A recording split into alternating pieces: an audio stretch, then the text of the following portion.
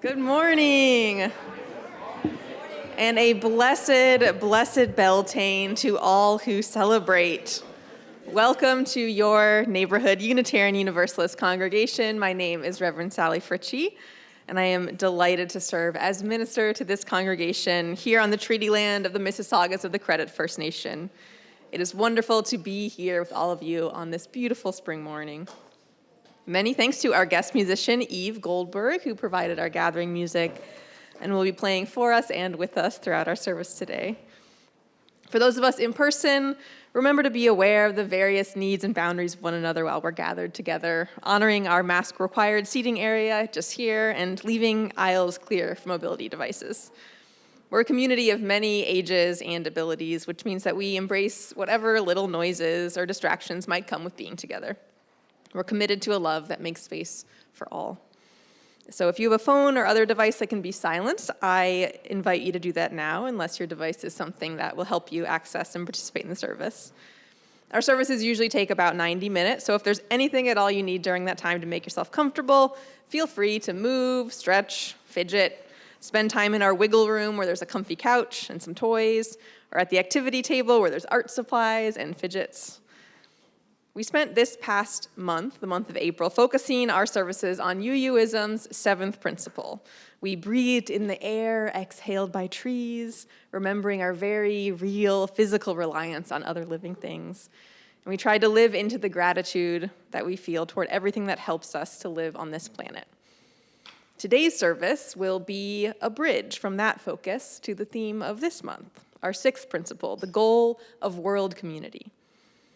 Today's service, just days after International Workers' Day, is an invitation to be together, to sing, rest, and reflect on the interconnected web of people that helps to build those threads of connection between us.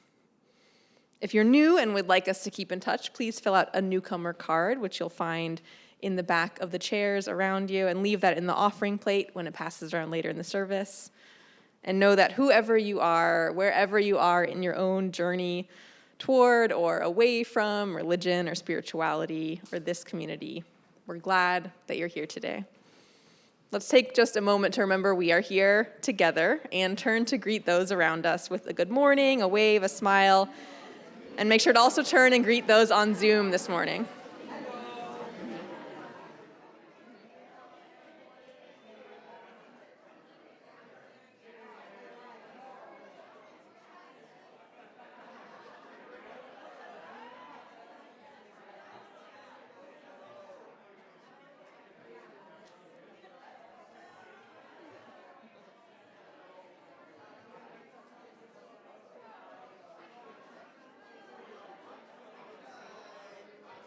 Very good morning to you.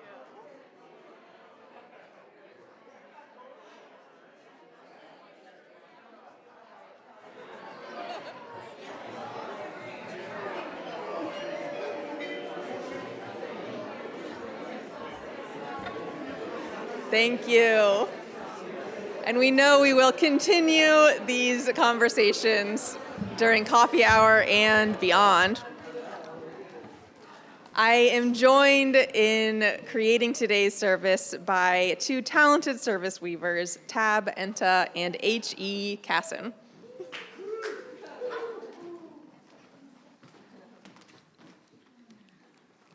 Hi. Oh, there we go. I'm H.E. This is my first time doing this, so I have my mentor, Tab, here to help out. So if I miss anything, it's their fault. No, kidding.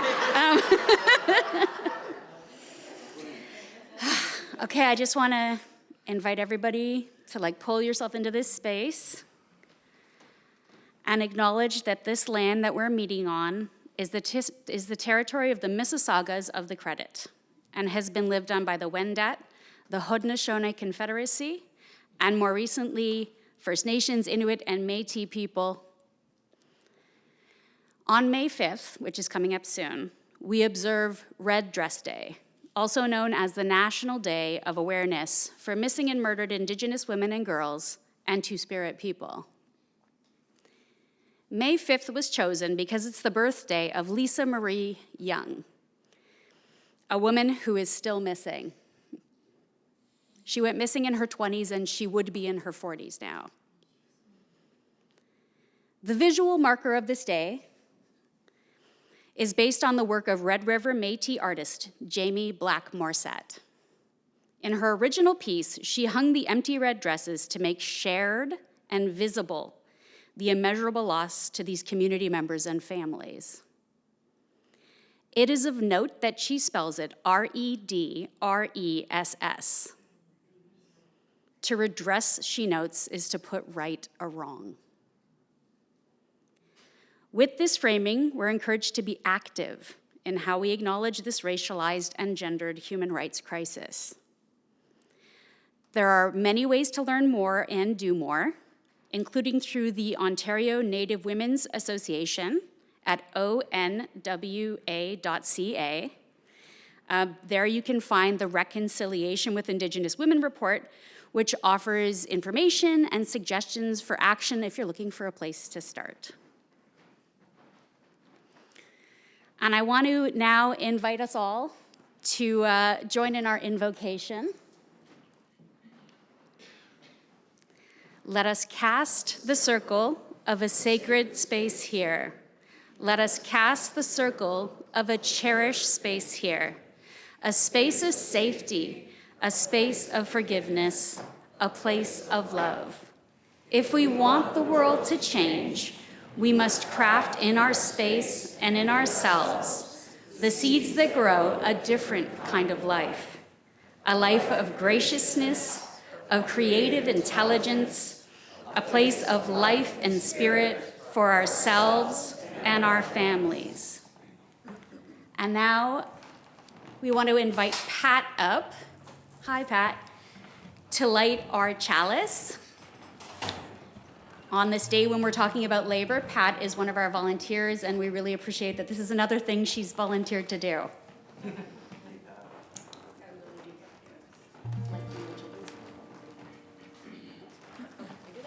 Okay, I do this part. Hey.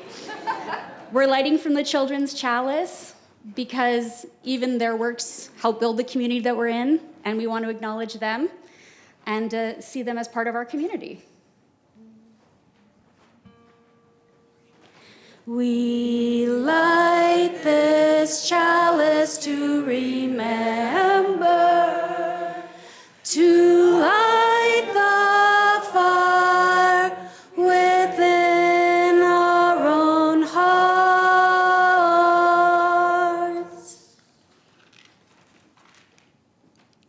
Oh, hey, Eve Goldberg has our centering music ready. Thank you, Eve. This is a very short piece of music that we'll just repeat a few times. It comes from the prelude to the Constitution of the United Mine Workers, and it was set to a melody by Pete Seeger and another person whose name I can't remember right now. But it goes like this: step, step by step, the longest march can be won. Can be won. Many stones to form an arch, singly none, and by union what we will can be accomplished still. Drops of water turn a mill, singly none again. Step by step, the longest march can be won. Harmony's welcome. Many stones to form an arch, singly none, and by union what we will can be accomplished still. Drops of water turn a mill, singly none. One more time. Step by step, the longest march can be won. Many stones to form an arch, singly none, and by union what we will can be accomplished still. Drops of water turn a mill, singly none, just repeat that, singly none, singly none.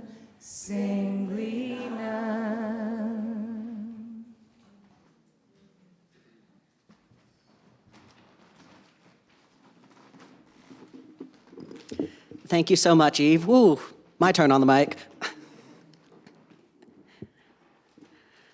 Thank you so much, and so excited for more of your music in this service.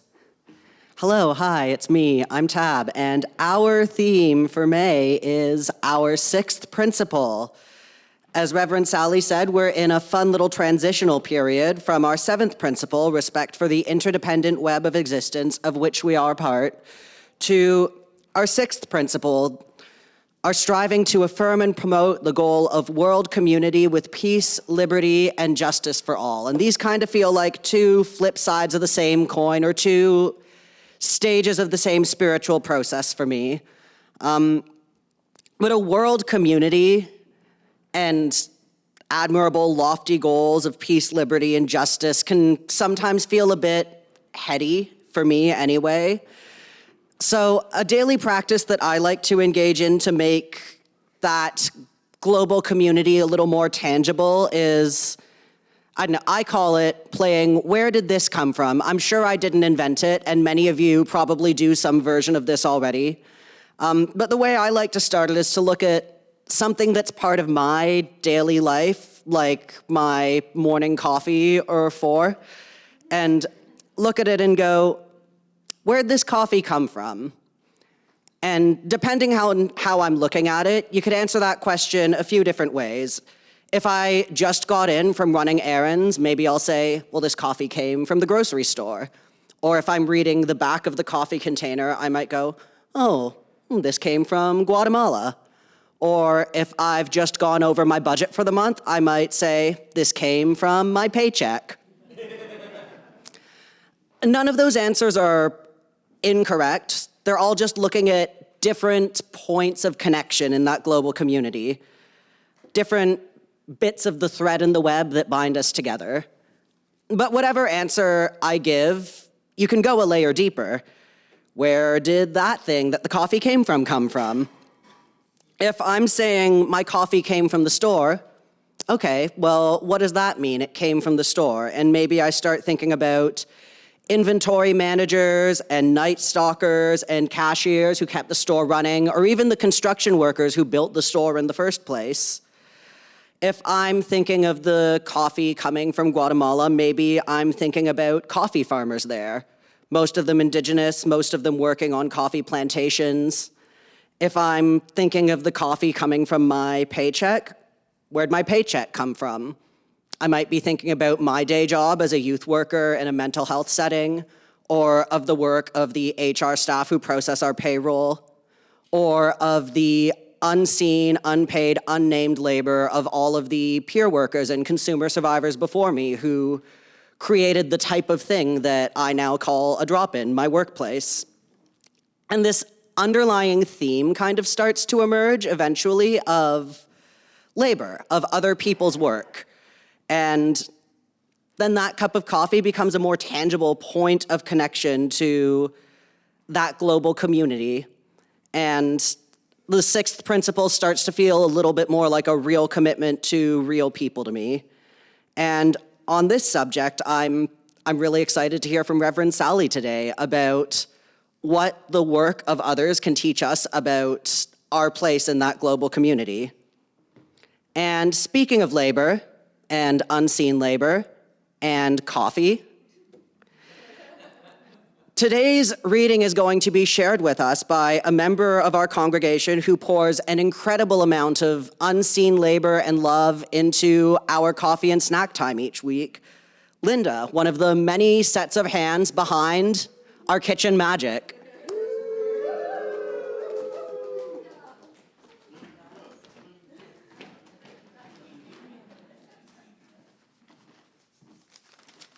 Good morning, everyone. Right, I'm going to read an excerpt of a sermon delivered at the First Unitarian Church at Alton, Illinois, on the 30th of March 2008 by David Breeden. Right, when it comes to agriculture, no magic occurs. Everything we eat is part of the soil and sun. There's no free lunch. When we eat, we consume life, and the life we consume becomes part of us. We consume plants and animals, and the labour of the human beings who raise the plants and animals, process the plants and animals, hauled the plants and animals, and served the plants and animals to us. There's nothing magic about our food, no matter the wonders of advertising or the packaging. Though economies of scale and the welter of advertising obscure the reality, eating is a sacrificial act, a holy act. For us to eat, even when we are vegetarians, living things suffer and die. Next time you sit down for a meal, consider praying an old Buddhist prayer that my teacher and poet Allen Ginsberg taught me. We take this food, the labour of many people, the suffering of many forms of life. We wish to be worthy. Thank you.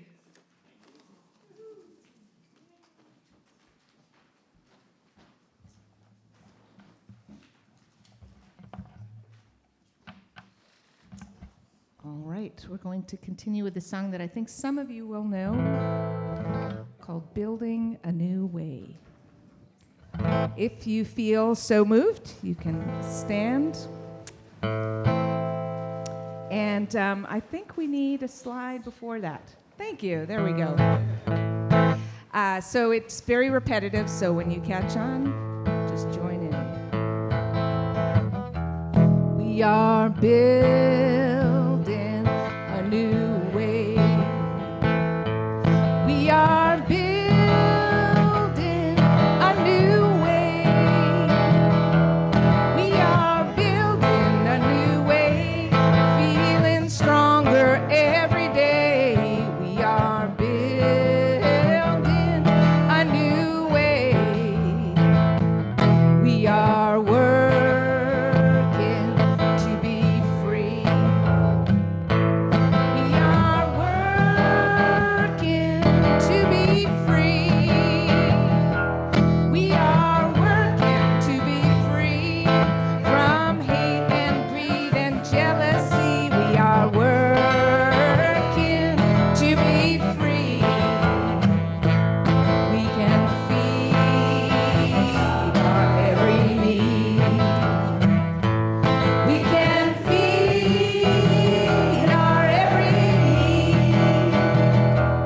We can feed our every need. Start with love, that is the seed. We can feed our every need. Peace and freedom is our cry. Peace and freedom is our cry. Peace and freedom is our cry. Without peace, the world will die. Peace and freedom is our cry. We are building a new way. We are building a new way. We are building a new way, feeling stronger every day. We are building a new way. We are building a new way. One more time. We are building a new way.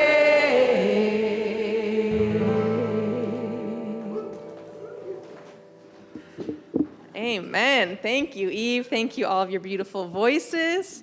And I am now going to invite H.E. back up to enjoy the toadstool and offer a story for all ages. And I'll share one of the many labor protections we have here in Canada are sick days. And our own Kat Martins Gray had an unexpected medical situation this week and won't be here to read this story or to be in the Rainbow Room with our kids. And so we send her healing love from here, grateful to the volunteers who have stepped up. And H.E. is going to read a classic children's book called Swimmy.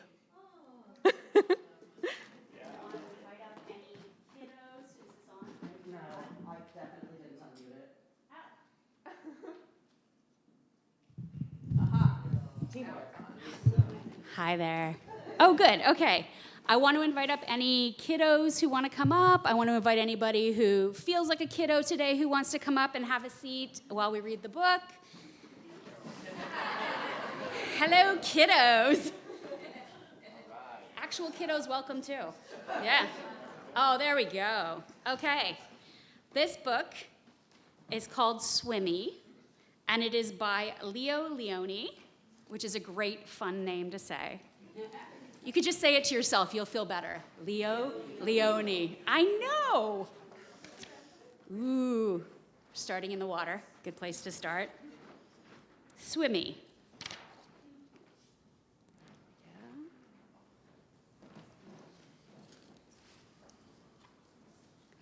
A happy school of little fish lived in a corner of the sea somewhere. They were all red. Only one of them was as black as a mussel shell. He swam faster than his brothers and sisters. His name was Swimmy. One bad day, a tuna fish, swift, fierce, and very hungry, came darting through the waves. In one gulp, he swallowed all the little red fish. Only Swimmy escaped.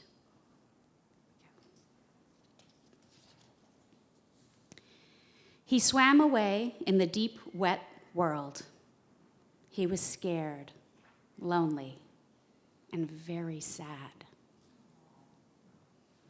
There you go. But the sea was full of wonderful creatures, and he swam from marvel to marvel.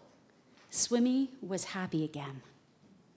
He saw a Medusa made of rainbow jelly. Ooh, gorgeous. Oh, a lobster who walked about like a water-moving machine.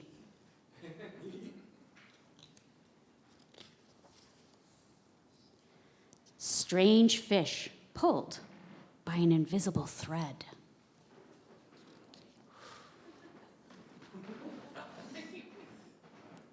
A forest of seaweed growing from sugar candy rocks. An eel whose tail was almost too far away to remember.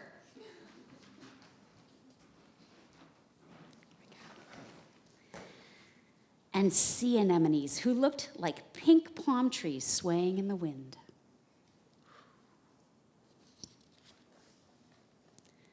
Then, hidden in the dark shade of rocks and weeds, he saw a school of little fish, just like his own. "Let's go and swim and play and see things," he said happily. "We can't," said the little red fish. "The big fish will eat us all." "But you can't just lie here," said Swimmy. "We must think of something." Swimmy thought and thought and thought. Then suddenly he said, "I have it. We are going to swim all together like the biggest fish in the sea." He taught them to swim close together, each in their own place. And when they learned to swim like one giant fish, he said, "I'll be the eye."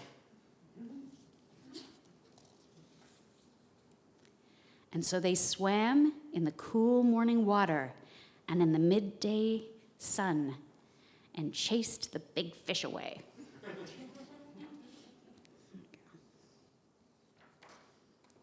The end.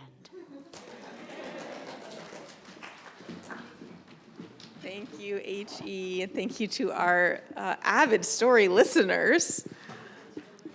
And since we're short-handed in the Rainbow Room, the kids are going to be invited to hang out at the activity table this morning. We can still sing. We can still sing. There's never a bad time to grow in the spirit.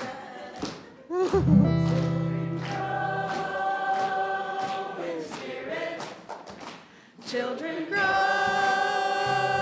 in the spirit. Grow in the spirit, children. Grow in the spirit, children. Grow in the spirit, grow in the spirit, grow in the spirit, children. Thank you. So when I am called upon to say grace at meals, which has happened increasingly frequently after going to seminary, I often find myself returning to a version of grace that I learned many years ago from a fellow UU, which I realize only now kind of echoes that Buddhist prayer from Allen Ginsberg that was in our reading earlier. Something along lines of, we are grateful for the bounty of this food and for the hands that prepared it, for all the hands that planted and harvested and packaged and shipped, for the lives of the plants and animals that made the meal possible. It serves as a reminder of that web, that long thread of connection that's tied to every single item we consume and everything we touch. Not just food, too, right? The energy that burns in our light bulbs, the materials that build our homes, the clothing we wear. The question of where does this come from is one that could occupy us for 1,000 Sundays and beyond, just laying a hand on a different object every week and trying to answer that question. And I don't say this because I expect it to be shocking to anyone. We all know, on some level, that we rely on the lives and labor of others who we may never meet. But how often do we really think about this underlying fact of our lives? What emotions does it give rise to in us when we're reminded of it? When we talk as UUs about being connected to the interdependent web, there can be a comfort that comes from feeling part of something bigger, I think. But this is another side of that feeling. When the something bigger we're connected to is a global system of commerce that we didn't choose. What does it mean to be connected in this way? How do we as UUs grapple with this thing that we all know is true but rarely directly address in the context of spirituality together rather than, say, politics or economics? Perhaps there is a reason we find it easier to linger on our gratitude and relationship to the natural world, less so on our relationship to the work of our fellow humans. There is an art exhibit / clothing line called Human Touch, in which all the clothing is made using a technique the artists call paint sewing, meant to show every place the item is touched during the manufacturing process. The garment workers are given black paint to cover their hands while they work, leaving fingerprints and smudges all over the light-colored clothing.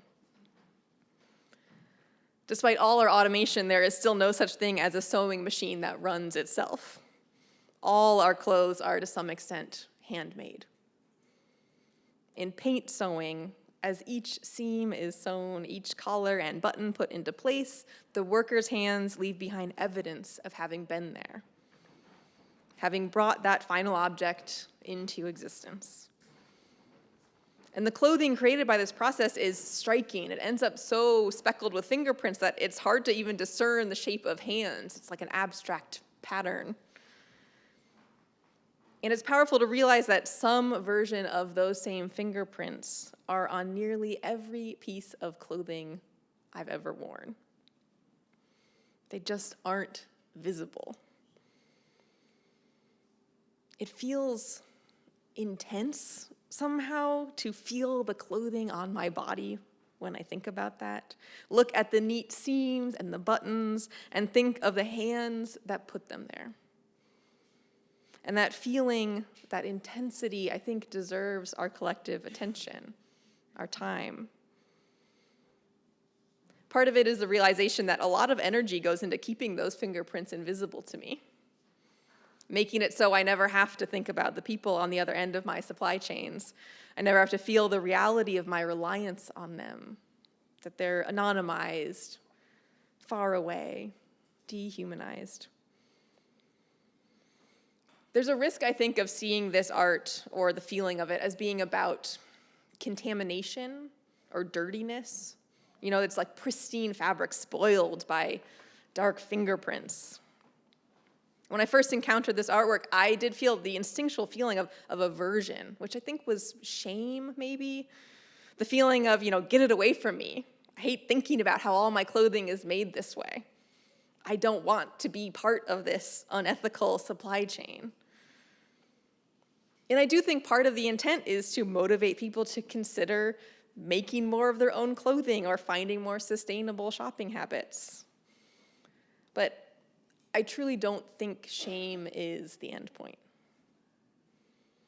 When we can sit with it for another minute, I think there is another emotion calling to us here. The title of this art is Human Touch. When we imagine the invisible fingerprints on our own shirt cuffs and sneakers and collars, rather than pushing it away, can we hold it close? Can we see in those marks a human touch, a connection to a person, a real person just like ourselves with a life and family, thoughts, ambitions? Can we see that and want to draw closer to them, learn about them, know them? This person clothed me. That's intimate. What gratitude I feel in response. How can I repay that? And this is the feeling that goes beyond guilt or shame, goes beyond the kind of distant sympathy for the poor oppressed workers as an abstract idea. This is the seed of solidarity. There's something about handprints and touch that's particularly powerful, like seeing a handprint on a cave wall that sends the message across time and space that we are the same. That if you reach out your hand, I will reach back. Our lives are already touching one another. It's the separation that is the illusion.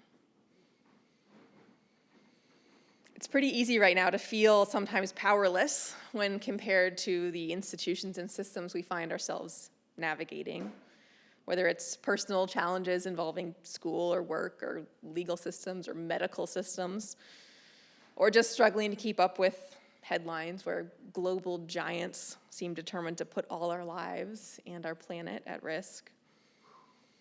What can any of us do?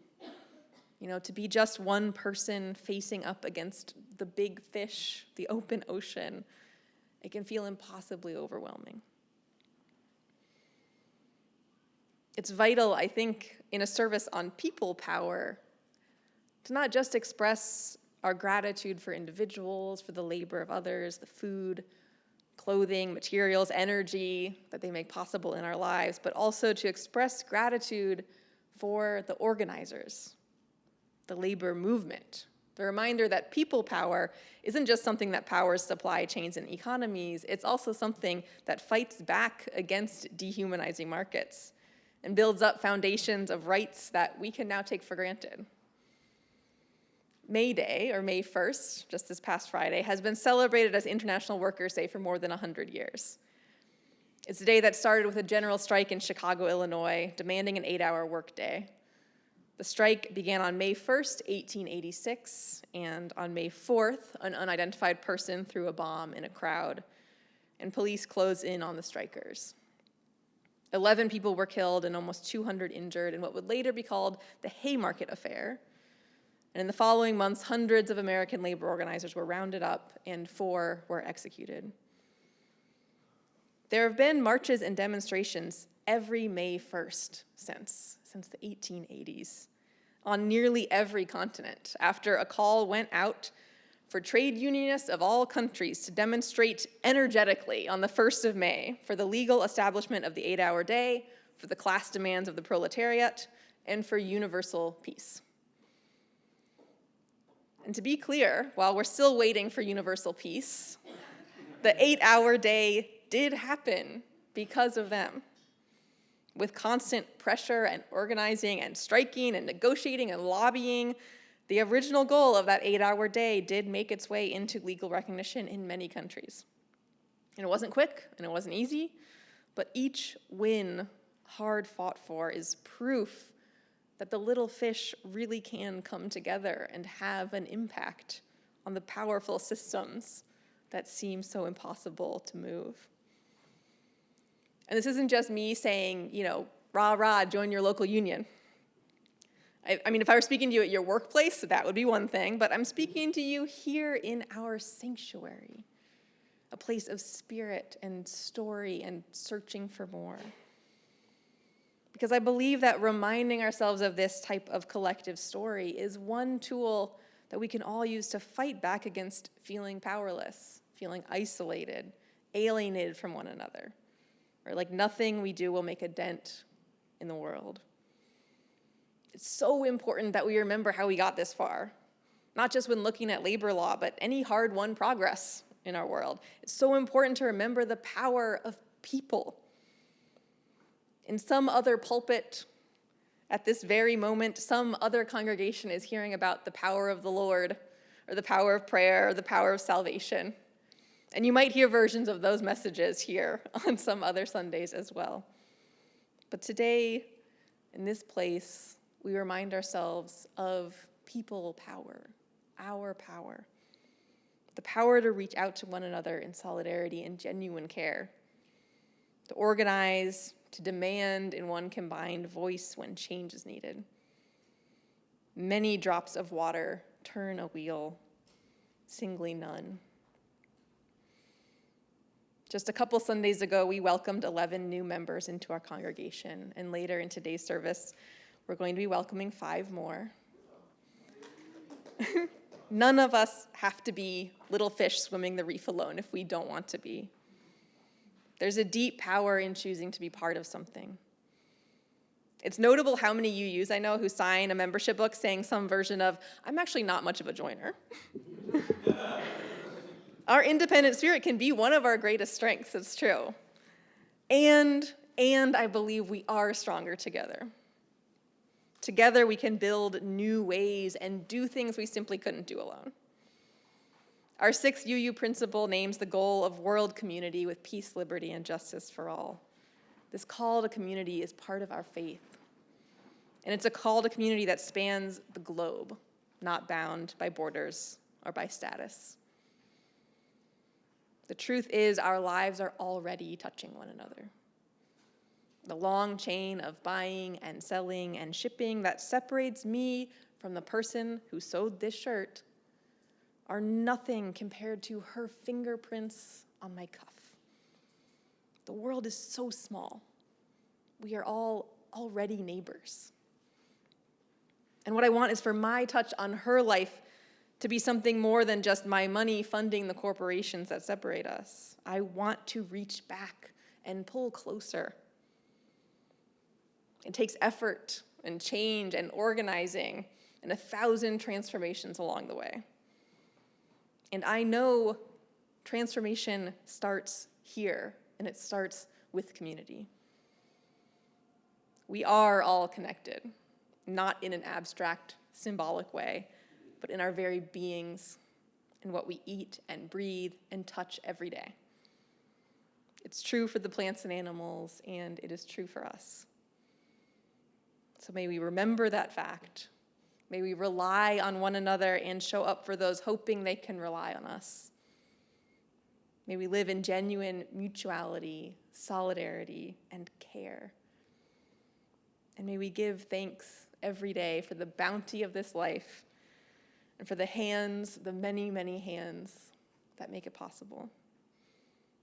Blessed be, and amen. And I'll invite Eve forward for a song.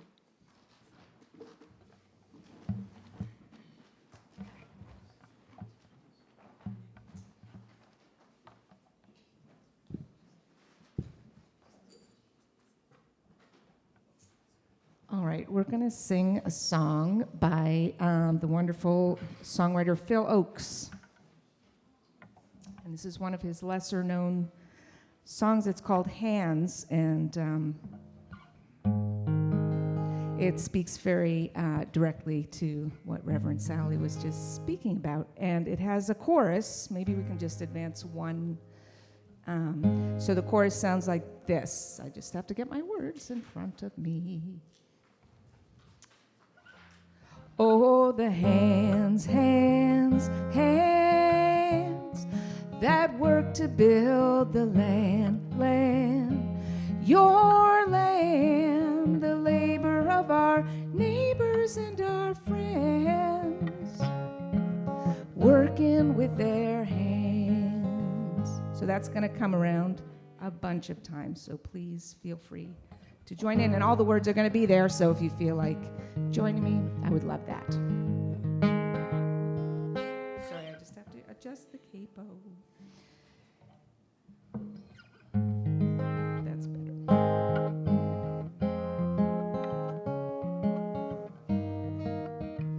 I've seen the hands of the laborers lifting all the loads, granite stuck to their fingers as they built the canals and the roads. Now they're cleared and the bridges span, rivers paused by a power dam, and now the hand of the laborer is reaching out to you. Oh, the hands, hands, hands that work to build the land, land, your land, the labor of our neighbors and our friends, working with their hands.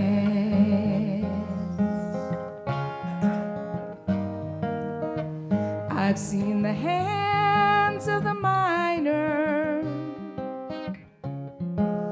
digging out the coal, black dust stuck to their fingers as they live their lives in a hole. Now the rock, it's still under the ground, and the mine is closing down, and now the hand of the miner is reaching out to you. Oh, the hands, hands, hands that work to build the land, land, your land, the labor of our neighbors and our friends, working with their hands.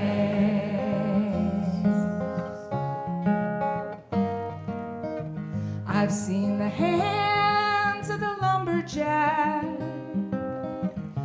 forest swaying in the breeze, splinters stuck to their fingers as the lumber was torn from the trees.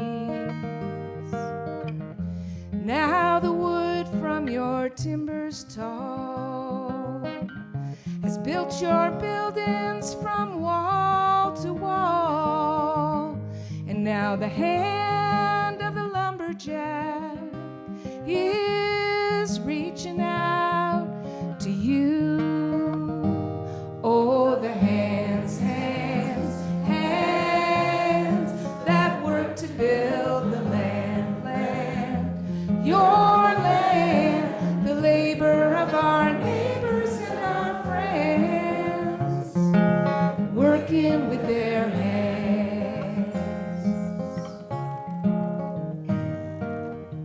And I've seen the hands of the farmer plowing across the fields, topsoil stuck to their fingers as the earth split by the steel, growing all that they could grow, to fill your tables row after row.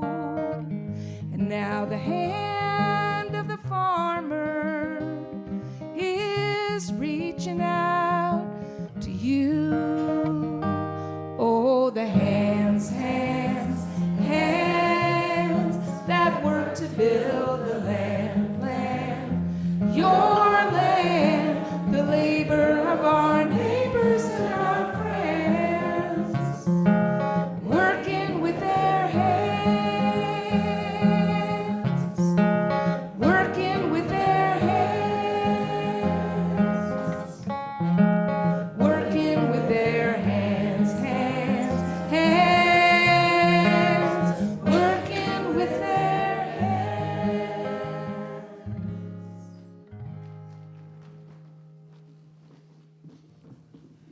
Thank you, Eve.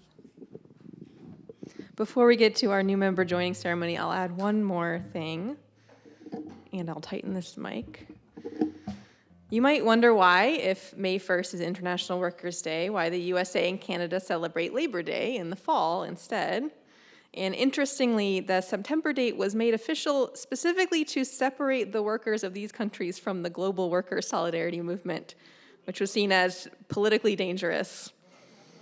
And today we honor the global story in defiance of that separation, because when protections are granted for one population or on one side of a border and not for all, then exploitation and extraction can simply move around, finding those with the least power.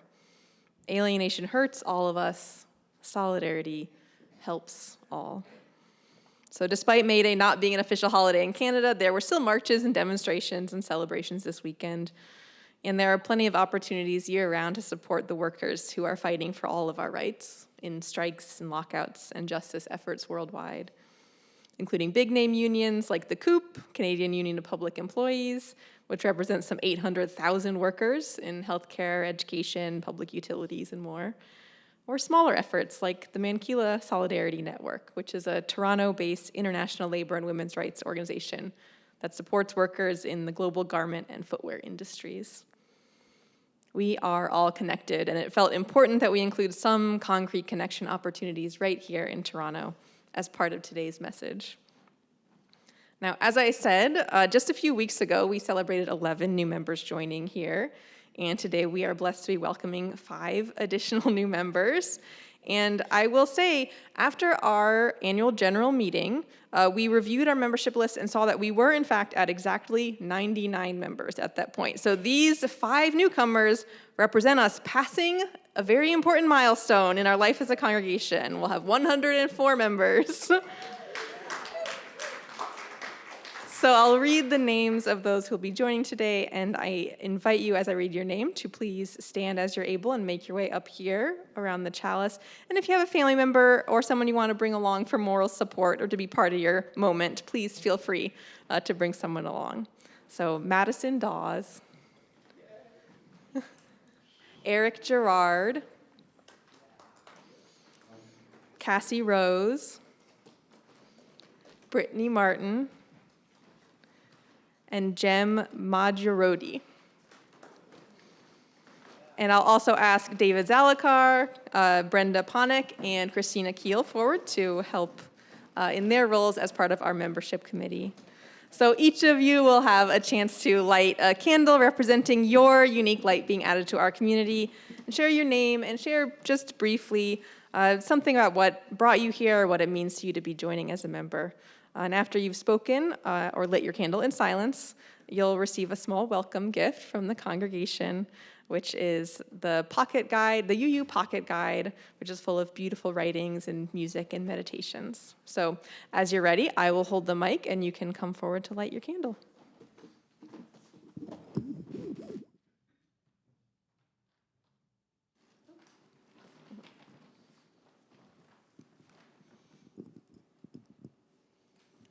My name's Madison Dawson.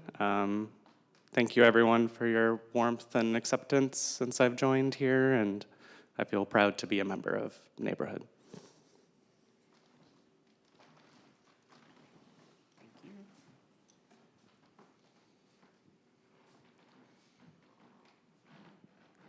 I just want to say thank you to this group for creating such a caring, thoughtful, and welcoming community. And I hope I'm worthy of your grace and inspiration.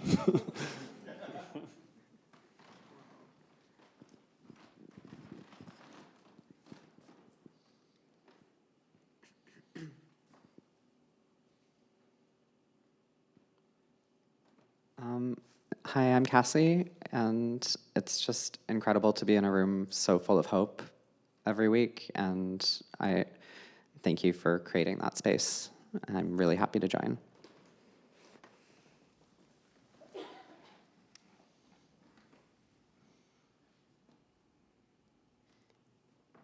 I'm Brittany.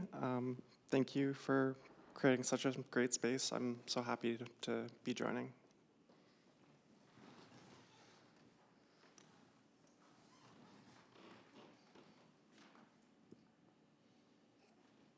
Hi, I'm Jem, and I'm really excited to be joining. Thank you, everyone. Thank you all so much. And remain up here for one more minute. Cool ring, Jem. Yeah, I have to say, I love being part of membership committee. We really have this opportunity to get to know these people in our membership full day things and our different kind of greetings. And I'm so thrilled to start getting to know each and every one of you. And I'm so looking forward to how your stories are going to unfold here in this community. We will each want to get to know you more. Part of what we're going to do next is that we're going to have a reading, which should be projected up on the screen, that each of you will read along with David Zalakar.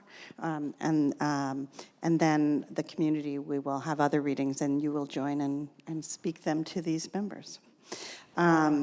So open up our hearts to these newest members of our community.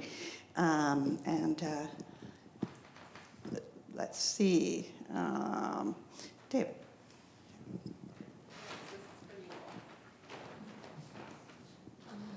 All together now. For the new members, I will endeavor to follow a neighborhood's mission to empower spiritual growth and shared action for the care of our world. I will strive to craft a spiritual life, live our 8 principles, and share our shrine resources to strengthen our congregation. Thank you. And then we have everyone who is a member of the congregation is invited to respond with our own words, which will be projected up there, and David will read into the mic. I just want to take this first off before we read our piece. Before we read for the current members, I just want to welcome you all to this congregation. Your strength makes us that much stronger. And I, in the days and years to come, hope to get to know you all greater. Thank you. And as for you, please stand if you're able. Let's make this matter. For the current members, we, members of the Neighborhood Unitarian Universalist Congregation, welcome you into our community of our hearts. We offer you not just welcome, but belonging. May you find in us a place of comfort and challenge, a place where your spirit can both rescue and grow, a place where you are known and can transform more fully into who you wish to be. Welcome. Yay! Look into the faces of all these people who want to get to know you and who want you to be part of their community and be part of your village and whatever comes next. So we'll sing a song of welcome and make sure you go past Christina as you return to your seat to get your UU pocket guide, and we'll sing together. Thank you. Yeah.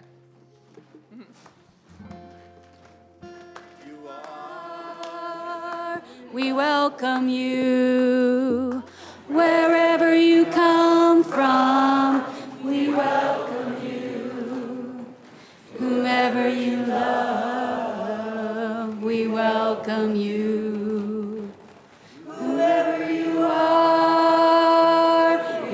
welcome you. Wherever you come from, we welcome you. Whomever you love, we welcome you. Whomever you are, we welcome you. Wherever you come from, we welcome you. Whomever you love, we welcome you. And then one more time, the last line. Whomever you love, we welcome you.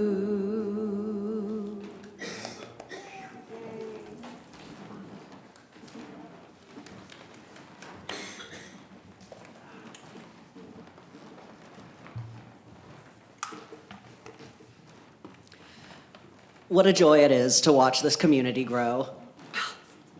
Welcome. Now is the time for our offertory.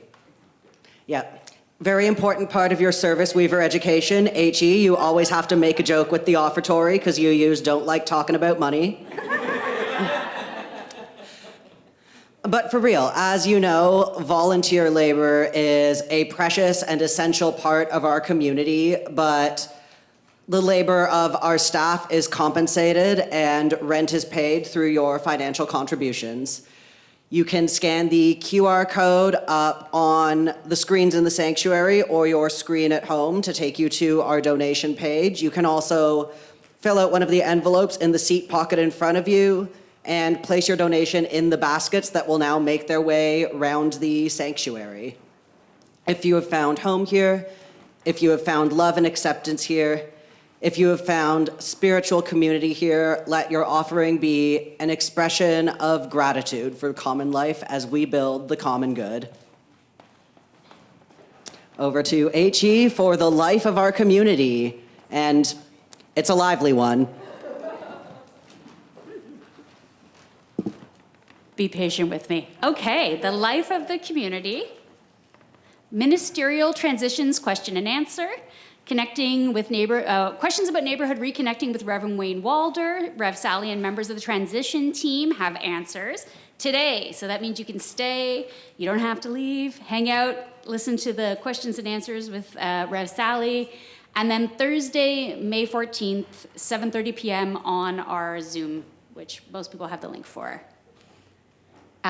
We would love it if everyone would add a flower to our collaborative art project. I know you've been watching it grow in the back.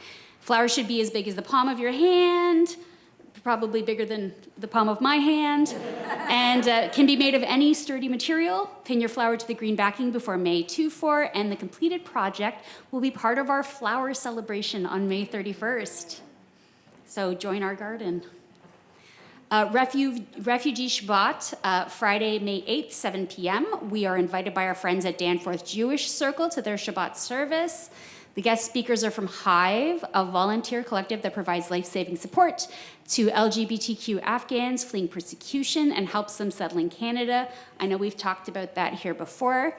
It's a valuable interfaith opportunity to experience a Shabbat service with our faith partners.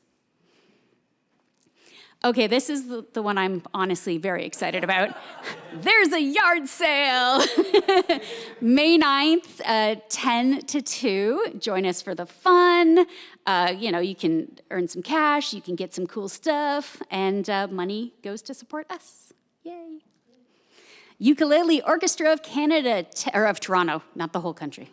Just the city. 10th anniversary spring concert, Saturday, May 9th at 7 p.m. It'll be a busy Saturday. Eve! And it'll be here. Yep, buy stuff, be entertained. $15, tickets available online or at the door, and there is a QR code and a website, ukuleleorchestratoronto.com.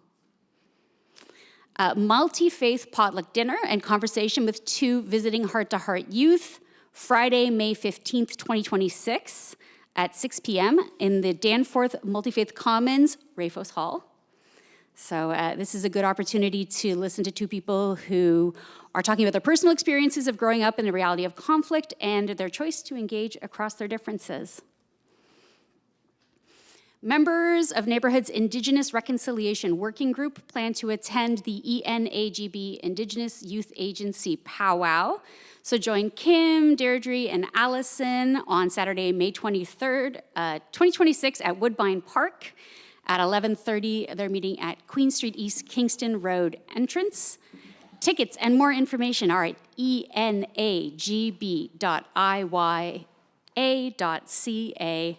But the slides are also going to be in the when we're having coffee afterwards. You can go and like take pictures, read it, write it down. I can't remember that in my brain, so. Ooh, there are flyers. Okay.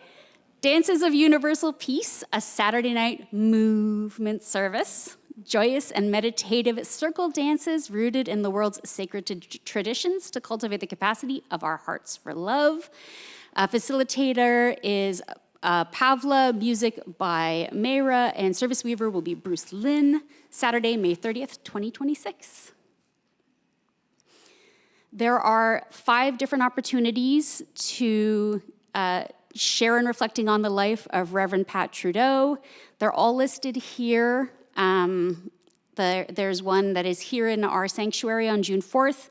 There's one that is at Unicamp on August 22nd. There are also 3 that might be a little harder to get to, but if that's a space you're going to be in or a place you want to go, here's the full list of Reverend Trudeau's memorials and services.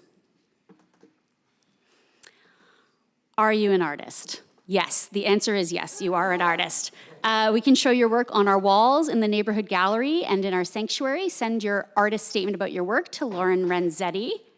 The deadline for this time around is July 31st, 2026. And there's more information on the website and out in the hall. Sunday service, May 10th. The spirit of love and justice at work in the world is our message. Our speaker is Calvin Drake. Music is the Spirit Choir, yay choir. And service leader is Peter. Oh my gosh, is that everything? Yay, okay, look out on the screen though, because if you missed anything like me, you can see it there. Before we move into our closing song and begin to prepare ourselves to go back out into the world, let's take just a moment to hold all of the joy, all of the sorrow, spoken and unspoken here in this space. I invite you to take a breath. Let your body rest in whatever position feels meditative or prayerful to you. We rest together in deep gratitude for the precious lives of those we love, and for every opportunity to celebrate another trip around the sun, the birthdays, the anniversaries. We rest in gratitude for the communities that support us, that show up, that help us find the path when we get lost. Gratitude for finding places where you're wanted and where you can contribute. Gratitude for stories worth believing in, futures worth hoping for art and the artists that inspire us.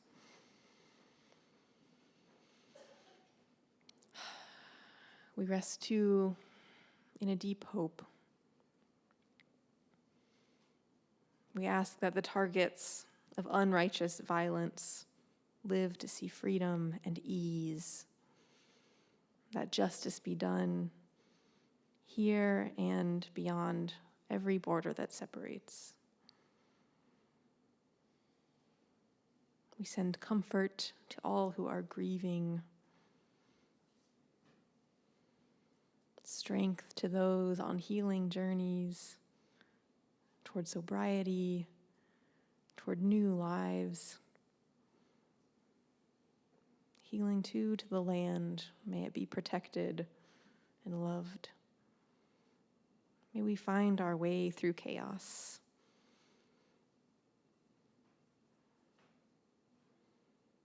We rest within this circle of life, between terrible loss and always, always new lives appearing. I invite you to find your own words in this quiet, to ask for what you need right now, or what the world needs, or just breathe. Feel the network of connections that surround you.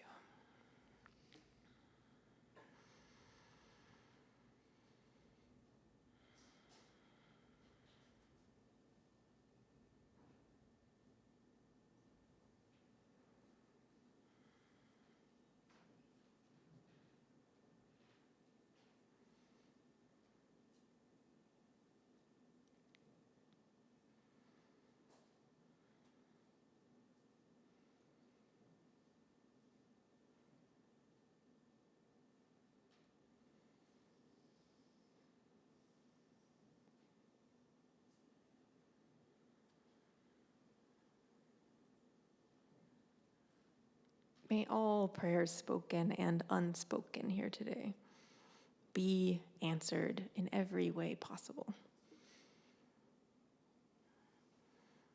I invite you to bring yourself back into this shared space, following all those threads of connection, everything that was shared, and know that we are in the presence of great love here. And with that, I will invite Eve forward for our closing song about home and the joy we'll find there.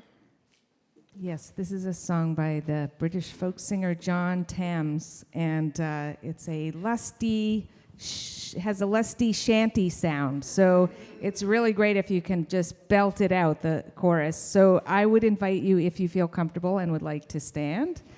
And I'm going to get a note. So the chorus sounds like this. Rollin' home when we go, rollin' home when we go, rollin', rollin' when we go, rollin' home. Let's try that. Rollin' home when we go, rollin' home when we go, rollin', rollin' when we go, rollin' home. I'll do it one more time. Rollin' home when we go, rollin' home when we go, rollin', rollin' when we go, rollin' home.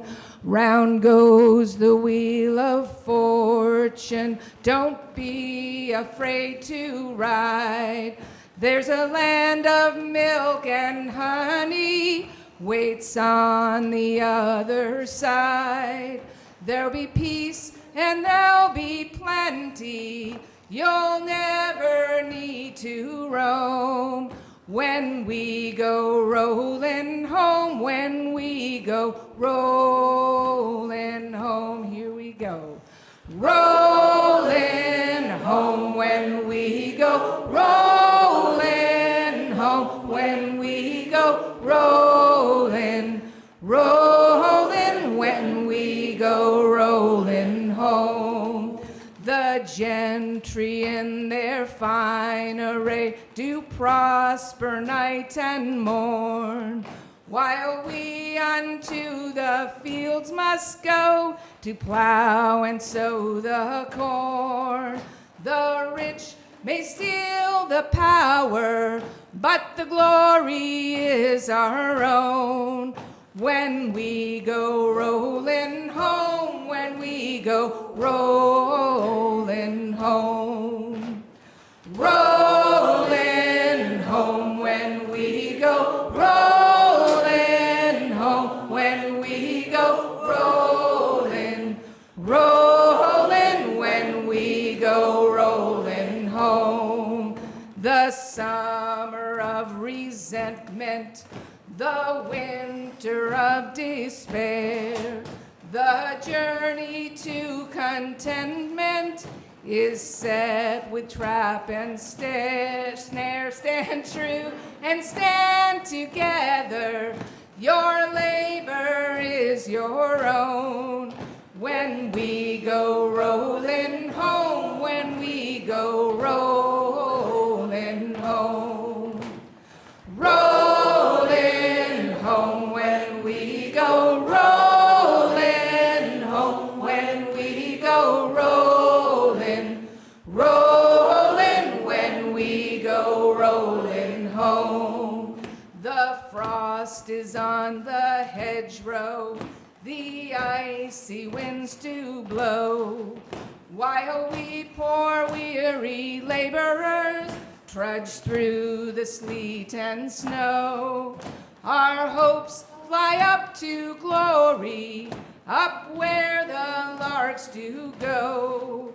When we go rolling home, when we go rolling home, rolling home, when we go rolling home, when we go rolling, rolling, when we go rolling home. So pass the bottle around and let the toast go free.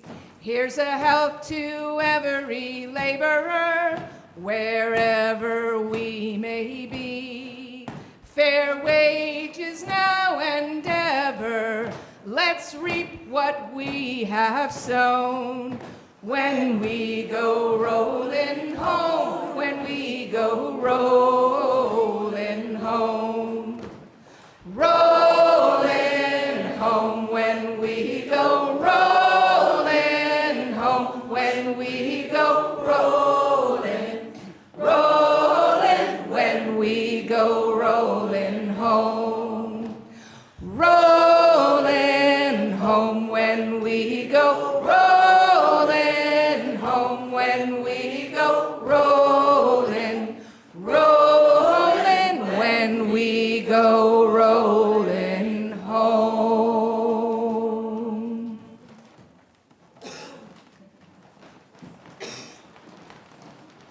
All right, I'll invite Pat forward to extinguish our chalice. And we'll sing our chalice extinguishing song together when the light is out.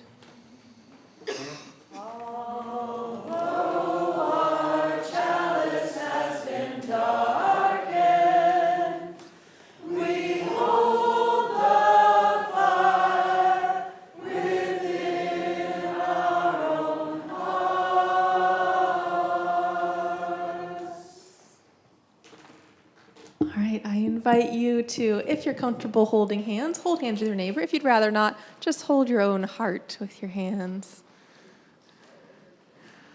This is a beautiful sight. Look at this community.